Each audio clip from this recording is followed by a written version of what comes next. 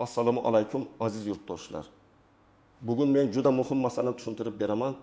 Pensiya oshadimi? Gaz uchun yangi tariflar qanday hisoblanadi? Yangi hisoblar qayerdan paydo bo'lmoqda va eng asosiysi, oddiy odam o'z cho'ntagidan qancha to'laydi? Bu ma'lumot har bir xonadonga tegishli. Pensionerga ham, ishchiga ham, tadbirkorga ham, uyida gaz hisoblagichi bor yoki yo'q odamlarga ham. Chunki tarif o'zgarsa faqat gaz kvitansiyasi emas. Oilaviy byudjet, oziq-ovqat xarajatlari, kommunal to'lovlar va hatto pensiya pulining yetishi ham bevosita ta'sirlanadi. Shuning uchun videoni oxirigacha ko'ring.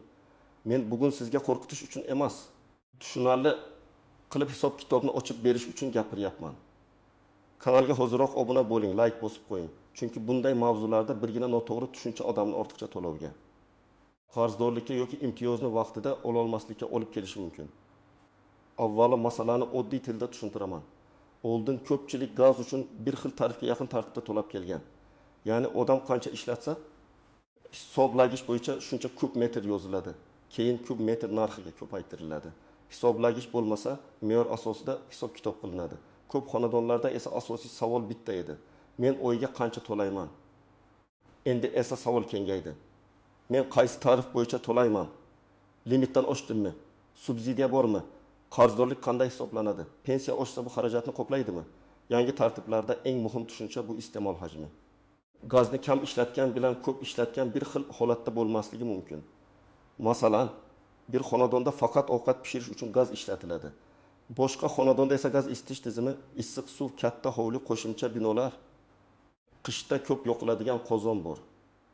Tabiiyki, ularning iste'moli bir xil emas. Davlat ham, gaz ta'minoti tashkilotlari ham tariflarni belgilaganda mana shu farqni hisobga olishga harakat qiladi. Minimal ehtiyoj uchun nisbatan yengilroq, ortiqcha sarf uchun esa qimmatroq hisoblash mexanizmi paydo bo'lishi mumkin. Bu yerda pensionerlar uchun savol yanada og'irroq. Chunki pensiya oladigan odamning daromadi odatda qat'iy, oy boshida ma'lum summa tushadi, keyin dori-darmon, oziq-ovqat, kommunal to'lov, transport, nabiralarga yordam, uy-ro'zg'or xarajatlari ketadi. Agar gaz to'lovi oshsa, odam darhol his qiladi. Shuning uchun pensiya oshadimi degan savol alohida muhim. Pensiya oshishi alohida qarorlar, indeksatsiya, inflyatsiya darajasi va byudjet imkoniyatlariga bog'liq. Gaz tarifi oshdi degani avtomatik tarzda pensiya shu kun oshadi degani emas. Lekin ijtimoiy himoya mexanizmlari, kompensatsiya, nafaqa, moddiy yordam yoki manzilli yordam orqali ayrim oilalarga yengillik berilishi mumkin. Oldingi yillarda ko'p odamlar kommunal xizmatlarga odat bo'yicha qarardi. Kvitansiya keldi, to'ladik yoki keyinga qoldirdik. Ba'zilar hisoblagich ko'rsatkichini o'z vaqtida bermasdi. Ba'zilar baribir keyin to'layman deb qarzdorlikni yig'ib qo'yardi. Ba'zi xonadonlarda eski hisoblagich ishlashi aniq tekshirilmagan, plombaning holati nazorat qilinmagan. Shaxsiy hisob raqamidagi qarz yoki ortiqcha to'lov ham tekshirilmagan bo'lardi. Hozir esa vaziyat ancha jiddiylashmoqda. Chunki yangi tariflar bilan birga yangi hisob-kitob intizomi ham kuchayadi. Ya'ni kim qancha ishlatgan, qachon to'lagan, hisoblagich ko'rsatkichini qachon bergan, qarzi bormi, imtiyozga haqlimi? Bularning hammasi muhim bo'lib qoladi. Eng katta xato shuki, ayrim odamlar tarif o'zgarishini faqat narx oshishi deb tushunadi. Aslida bu hisob-kitob usulining ham o'zgarishi degani bo'lishi mumkin. Tarif pog'onali bo'lsa, birinchi hajm boshqa narxida, undan yuqori iste'mol esa boshqa narxida hisoblanishi mumkin. Hisoblagich bo'lmasa, me'yor bo'yicha hisob-kitob haqiqiy iste'moldan ko'proq chiqishi mumkin. Qarzdorlik bo'lsa, yangi to'lov bilan eski qarz aralashib, odam nega buncha ko'p chiqdi deb hayron qoladi. Men tajribamda ko'p ko'rganman. Odam kvitansiyaga qaraydi, umumiy summani ko'radi, lekin ichidagi tarkibni ajratmaydi. Masalan, joriy oy gaz iste'moli 80 ming so'm bo'lishi mumkin, lekin avvalgi qarz 300 ming so'm bo'lsa, kvitansiyada 360 ming so'm ko'rinadi. Odam esa gaz narxi 5 barobar oshib ketibdi deb o'ylaydi. Shuning uchun yangi davrda har bir kishi shaxsiy hisob raqamini, hisoblagich ko'rsatkichini va qarzdorlik tarixini tekshirib borishi kerak. Birinchi navbatda gaz to'lovi 3 ta asosiy narsaga bog'liq. Tarif iste'mol hajmi va hisoblash usuli. Tarif bu bir kub metr gaz narxi. Iste'mol hajm bu oy davomida ishlatilgan gaz miqdori. Hisoblash usuli esa hisoblagich bo'yicha yoki me'yor bo'yicha bo'lishi mumkin. Shu uchalasidan bittasida xatolik bo'lsa, yakuniy summa noto'g'ri yoki kutilganidan yuqori chiqadi. Masalan, birinchi oddiy misol. Toshkent viloyatida yashaydigan pensioner opa yolg'iz yashaydi. Xonadonda gaz faqat ovqat pishirish uchun ishlatiladi. Oyga 15 kub metr gaz sarflaydi. Agar tarif shartli ravishda 1 kub metr uchun 6,000 so'm bo'lsa, uning oylik to'lovi 97 ming so'm bo'ladi. Agar tarif 10 ming so'mga chiqsa, to'lov 15 ming so'm bo'ladi. Farq 5,2 ming so'm. Bunday xonadon uchun o'sish seziladi, lekin byudjetni butunlay ag'darib yubormaydi. Demak, faqat ovqat pishirish uchun kam gaz ishlatadigan odamlar nisbatan kamroq xavotir olishi mumkin. Lekin baribir hisobni tekshirish shart. Ikkinchi misol. Hovlida yashaydigan oila bor, uy gaz qozoni bilan isitiladi. Qishda oyga 400 kub metr gaz ishlatadi. Agar tarif 6 ming so'm bo'lsa, to'lov 2,6 ming so'm bo'ladi. Agar tarif bangiyan so'm bo'lsa, 400 ming so'm bo'ladi. Farq bangi 4 ming so'm. Agar tarif pog'onali bo'lib, masalan, ma'lum limitgacha arzonroq, limitdan yuqorisi qimmatroq bo'lsa, unda 400 kub metrning hammasi bir xil narxda chiqmasligi mumkin. Mana shu joyda odam hisobni tushunishi kerak. Agar birinchi buyuk kub metr bir narxida, undan yuqorisi boshqa narxda hisoblangan bo'lsa, kvittansiyada umumiy summa kutilgandan farq qiladi. Uchinchi misol, uyda pensiyali ota-ona, ular bilan birga farzandlari va nabiralari yashaydi. Xonadon katta, qishda isitish doimiy. Pensiya bor, lekin uy xarajati umumiy. Bu vaziyatda faqat pensionerman, demak menga yengillik bo'ladi deb o'ylash to'g'ri emas. Chunki imtiyoz yoki kompensatsiya berilsa ham u xonadonning daromadi, ro'yxatda turgan odamlar, ijtimoiy holat, mahalla va ijtimoiy himoya organlaridagi ma'lumotlar asosida ko'rib chiqiladi. Agar uyda ishlaydigan farzandlar bor bo'lsa, rasmiy daromad yuqori bo'lsa, yordam chiqmasligi mumkin. Agar pensioner yolg'iz yashasa, daromadi kam bo'lsa, dori-darmon xarajati ko'p bo'lsa, ijtimoiy yordam olish ehtimoli yuqoriroq bo'ladi. To'rtinchi misol, hisoblagich ishlamay qolgan yoki ko'rsatkich o'z vaqtida kiritilmagan. Odam o'ylaydi, men kam ishlatdim, nega ko'p chiqdi? Sababi shuki, tizim ko'rsatkich bo'lmasa, o'rtacha sarf yoki me'yor bo'yicha hisoblab yuborishi mumkin. Keyin hisoblagich ko'rsatkichi kiritilganda qayta hisob kitob qilinadi, lekin bu jarayon vaqt oladi. Shuning uchun har oy oxirida hisoblagich ko'rsatkichini rasmga olib qo'yish, ilova yoki shaxsiy kabinet orqali kiritish, kvitansiya bilan solishtirish juda muhim. Eng ko'p xavotir olish kerak bo'lganlar. Gaz bilan isitiladigan katta hovlilar, eski isitish tizimiga ega uylar, issiqlik izolyatsiyasi yomon xonadonlar, hisoblagichi nosoz yoki plombasi shubhali bo'lganlar, eski qarzi bor abonentlar, daromadi qat'iy bo'lgan pensionerlar va kam ta'minlangan oilalar. Chunki aynan shu toifalarda yangi tarifning ta'siri kuchliroq seziladi. Agar uyingizda deraza romlari eski bo'lsa, eshiklardan sovuq kirsa, qozon eski bo'lsa, siz gazni ko'proq yoqasiz, lekin uy baribir yaxshi isimaydi. Bunday paytda odam tarifdan ko'ra avvalo yo'qotilayotgan issiqlik uchun pul to'layotgan bo'ladi. Masalan, bir xil uy olaylik. Birinchi uyda derazalar zik, tom qismi yopilgan, qozon sozlangan. Ikkinchi uyda deraza orasidan shamol kiradi. Qozon eski, g'uvurlar izolyatsiyasiz. Birinchi uy oyga 2 ming kub metr ishlatsa, ikkinchi uy dartan ming kub metr ishlatishi mumkin. Tarif bir xil bo'lsa ham, ikkinchi uy ancha ko'p to'laydi. Shuning uchun gaz qimmatlashdi degan gapning yo'lida men gazni qayerda yo'qotyapman degan savol ham turishi kerak.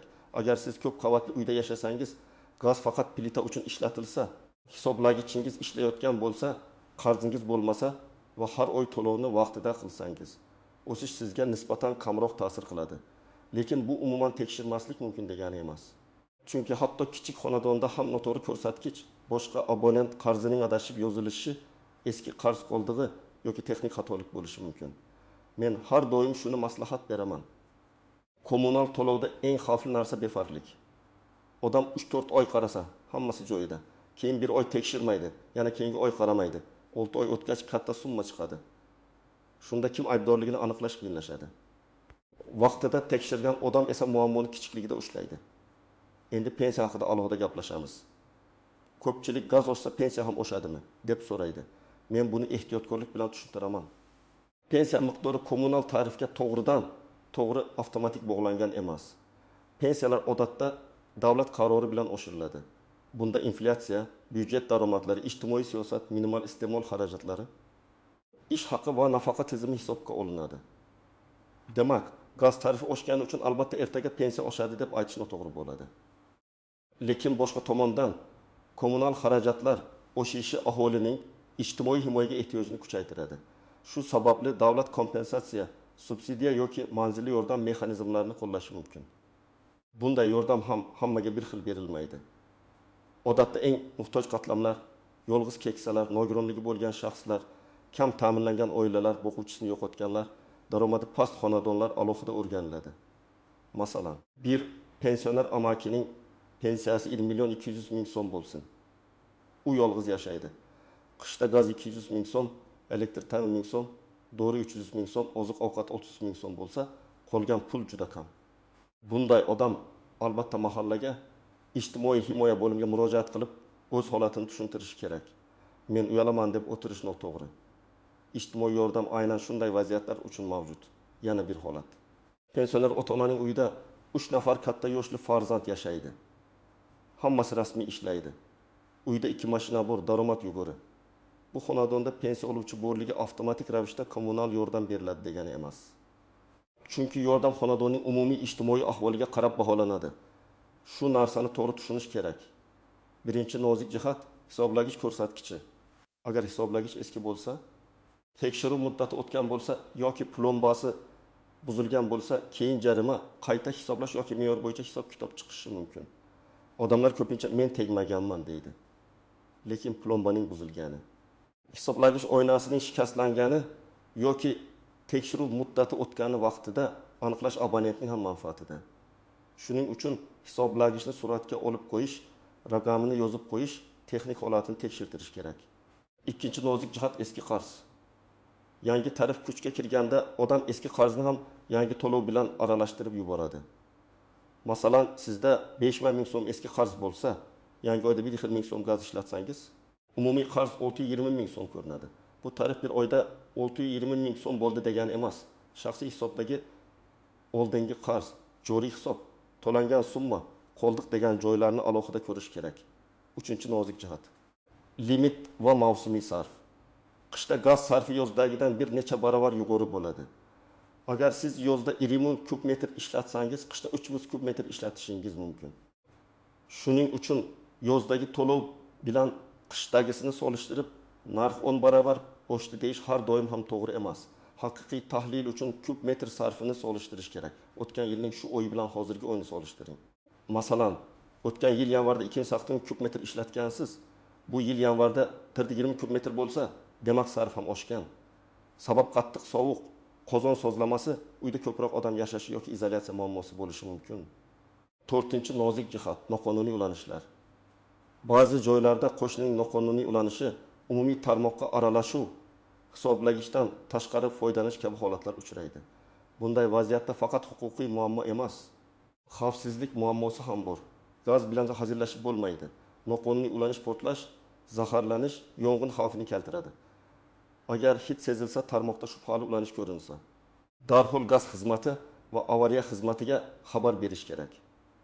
5-chi nozik jihat, subsidiya yoki yordam uchun hujjatlar. Odamlar ko'pincha menga yordam berishmadi deydi, lekin hujjatlarni to'liq topshirilmagan bo'ladi. Daromad ma'lumotlari, pasport yoki ID karta, kadastr yoki yashash joyi bo'yicha ma'lumot, pensiya guvohnomasi, nogironlik bo'yicha hujjat, kommunal to'lov kvitansiyalari kerak bo'lishi mumkin. Har bir hududda tartib biroz farq qilishi mumkin. Shuning uchun mahalla yoki ijtimoiy himoya bo'limidan aniq ro'yxatni olish kerak. Birinchi xato kvitansiyani oxirgi summasiga qarash, to'g'ri yo'l summani bo'lib ko'rish. Qancha kub metr yozilgan, tarif qanday, oldingi qarz qancha, pensiya bormi, to'lov qachon tushgan. Ikkinchi xato, hisoblagich ko'rsatkichini bermaslik. Agar tizim sizning real ko'rsatkichingizni bilmasa, hisob o'rtacha yoki me'yor bo'yicha chiqishi mumkin. Bu keyin tuzatiladi, lekin odam asabiylashadi, vaqt yo'qotadi, navbatda turadi. 3-chi xato, qarzni yig'ib qo'yish. Kommunal qarz kichik bo'lganda yopish oson.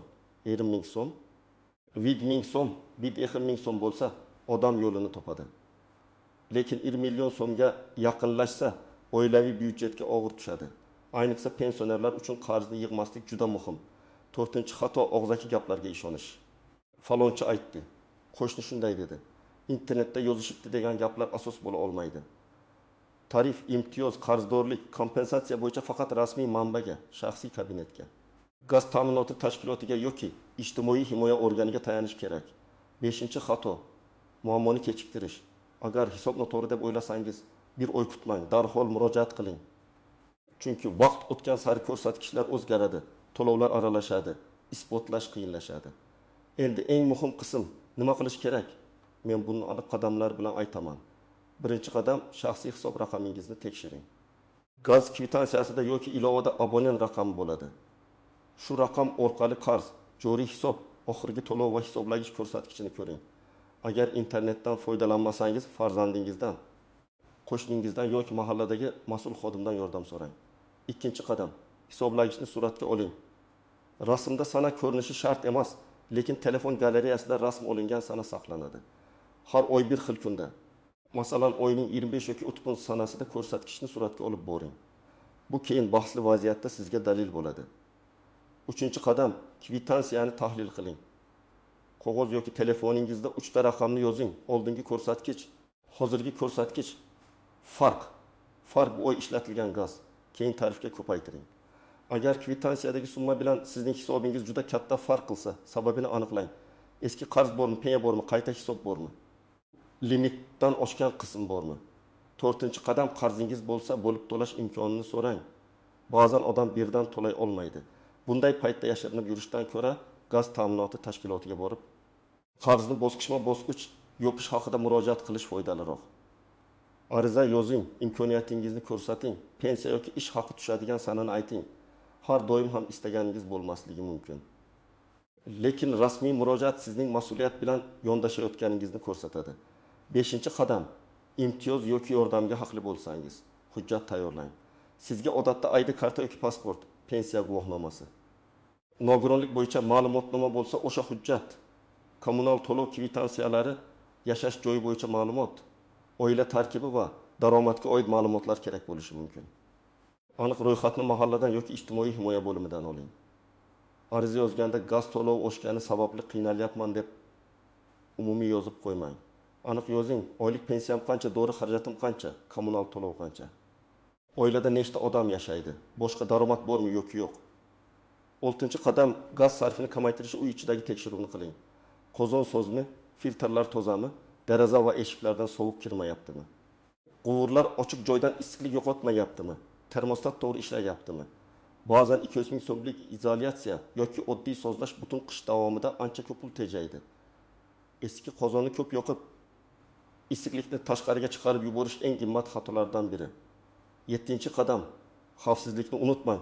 Gaz hidi sezilsa, hech qachon chiroqni yoqmang, gugurt chaqma elektr tugmasini bosmang. Derazani oching, odamlarni chiqarib yuboring. Avariya xizmatiga qo'ng'iroq qiling. Tarif va hisob kitob muhim, lekin hayot xavfsizligi undan ham muhim. 8-qadam, rasmiy ma'lumotni kuzating. Tariflar, limitlar, kompensatsiyalar va pensiya o'sishi bo'yicha qarorlar faqat rasmiy e'lon qilingandan keyin aniq bo'ladi. Men ham ekspert sifatida har doim shuni aytaman. Jadval, raqam va muddatni rasmiy manbadan tekshiring. Internetdagi har bir skrinshotga ishonmang. Ayniqsa hammani gazdan uzishadi. Pensiya falon sanada 2 barobar bo'ladi. Hamma pensionerga avtomatik pul tushadi. Kabi gaplar ko'pincha noto'g'ri yoki bo'rttirilgan bo'ladi. Tasavvur qiling, bir bu yolg'iz yashaydi. Pensiyasi 20 million 100 ming so'm. Uy kichik, lekin qishda gaz qozoni doim yoqiladi. Dekabrda 1000 kub metr, yanvarda 2000 kub metr, fevralda 2000 kub metr gaz ishlatdi. U har oy faqat umumiy summani to'lab yurgan, lekin hisoblagich ko'rsatkichini o'zi tekshirmagan. Mart oyida katta qarz chiqdi. Sababini tekshirganda yanvar oyida ko'rsatkich noto'g'ri kiritilgan yoki o'rtacha hisob yozilgan bo'lishi mumkin. Agar bu har oy rasmiy olib borganda, masalan, tezroq hal qilish mumkin edi. Yana bir vaziyat. Yosh oila hovliga ko'chib kirdi. Birinchi qishda gaz to'lovi juda katta chiqdi. Ular tarifni aybladi. Keyin usta chaqirib ko'rishsa, qozon to'g'ri sozlangan, issiq suv quvurlarida yo'qotish bor. Tom qismidan sovuq tushyapti. Bir nechta texnik ish qilingandan keyin sarf 4% kamaydi. Demak, hamma muammo tarifda emas, ba'zan uy texnik holatida ham bo'ladi. Yana bir misol, pensioner ota o'g'lining uyda ro'yxatda turadi, lekin o'zi boshqa joyda yashaydi. Kommunal yordam so'raganda ma'lumotlar mos kelmaydi. Chunki ro'yxatdagi yashash joyi, amalda yashash joyi, xonadon tarkibi va daromad ma'lumotlari turlicha. Shuning uchun hujjatlarni tartibga keltirish muhim. Ijtimoiy yordam masalasida hamma biladi-ku degan yondashuv ishlamaydi. Tizim hujjatga qaraydi. Yana bir holat. hisoblagich bor, lekin abonent bir necha oy ko'rsatkich bermagan. Keyin birdan ko'rsatkich kiritilganda katta hajm bir oyga tushib qolgandek ko'rinadi. Agar tarif bog'lanali bo'lsa, bu noqulay holat keltirishi mumkin. Shuning uchun ko'rsatkichni muntazam kiritish nafaqat aniqlik, balki adolatli hisob uchun ham kerak. Agar siz hisob noto'g'ri deb hisoblasangiz, gaz ta'minoti tashkilotidan hisob kitobni tushuntirib berishni talab qilishga haqlisiz. Og'zaki tortishishdan ko'ra yozma murojaat qiling. Murojaatda abonent raqamingizni, manzilingizni, telefon raqamingizni, qaysi oy bo'yicha savol borligini, sizdagi hisoblagich ko'rsatkichini va kvitansiyadagi farqni yozing. Hisoblagich rasmlarini ilova qiling. Agar avval to'lov qilgan bo'lsangiz, cheklarni saqlang. Agar hisoblagichni tekshirish kerak bo'lsa, bu ish belgilangan tartibda amalga oshirilishi kerak. Usta kelganda xizmat guvohnomasini so'rashdan uyalmang. Plomba yechilsa, dalolatnoma tuzilishi kerak. Har qanday texnik harakat hujjatsiz qolmasin. Chunki keyin kim yechdi, qachon yechdi, nima sababdan yechdi degan savollar tug'iladi. Agar siz ijtimoiy yordam so'rayotgan bo'lsangiz, mahallaga yoki ijtimoiy himoya organiga borib murojaatni yozma qiling. Hujjat topshirgan kuningizni kim qabul qilgani, javob muddati qachonligini bilib oling. Agar rad javobi berilsa, sababini so'rang. Sizga chiqmaydi degan og'zaki gap yetarli emas. Nima sababdan chiqmasligi tushuntirilishi kerak. Daromad yuqorimi, hujjat yetishmayaptimi, ro'yxat mos emasmi, boshqa sabab bormi? Bugungi mavzuda eng asosiy xulosa shuki, gaz uchun yangi tariflar va yangi hisoblar har bir oilaning byudjetiga ta'sir qiladi. Lekin kim qancha ta'sir ko'rishi uning iste'moli, hisoblagichi qarzi, yashash sharoiti va ijtimoiy holatiga bog'liq. Pensiya oshishi masalasi esa alohida davlat qarorlari bilan belgilanadi. Gaz tarifi oshgani uchun pensiya avtomatik oshadi deb o'ylamaslik kerak, lekin kam ta'minlangan. Yolg'iz yoki ehtiyojmand pensionerlar ijtimoiy yordam imkoniyatlarini albatta tekshirishi zarur. Men sizga tavsiya qilaman. Bugunoq hisoblagichingizni rasmga oling. Shaxsiy hisob raqamingizni tekshiring. Eski qarz bormi yo'qmi aniqlang. Kvitansiyani alohida satrlar bo'yicha ko'ring. Agar yordamga ehtiyojingiz bo'lsa, mahallaga yoki ijtimoiy himoya bo'limiga murojaat qiling.